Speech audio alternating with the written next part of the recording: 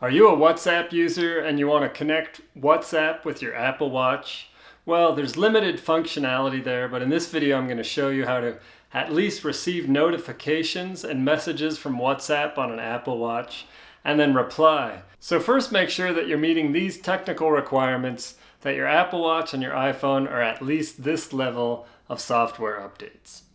Next, you're going to want to make sure that you have Bluetooth enabled on your Apple Watch with your iPhone. So that's easy to do. You go into the settings, look at the Bluetooth, just make sure it's toggled on and you're ready to go there.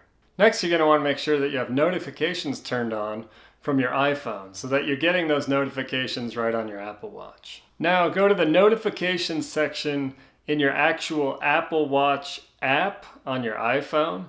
Go down to the mirroring section and make sure that mirroring is turned on for your Apple Watch from your notifications on your iPhone.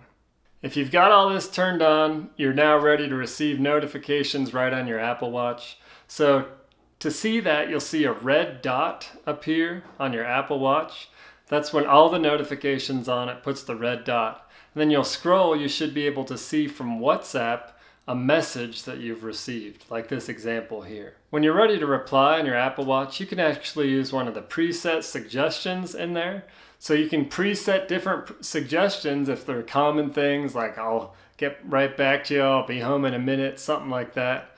Or you can use voice dictation. So you can't actually type in there, but you can use those preset suggestions. So to edit those suggested responses, you're going to go into your Apple Watch app on your iPhone, go to the My Watch tab, then you're going to go into the messages, the default replies, and click edit in there. So that's how you can do that. You can actually put a bunch of things in there just right through your iPhone so that it makes it easier for responding on your watch. You don't have to type it in, scribble it in, or even do voice dictation if there's like a common thing that you're always wanting to respond with.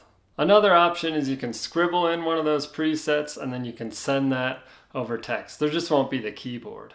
You might be wondering if there are any third-party apps you can use to respond on your Apple Watch. We recommend Watch Chat 2. This one gives you a simple keyboard you can use and you can put emojis and other things in there, but you'll be leaving the WhatsApp beta program if you decide to use this. The app's free with an optional like $2.99 premium subscription to that if you want to do that too.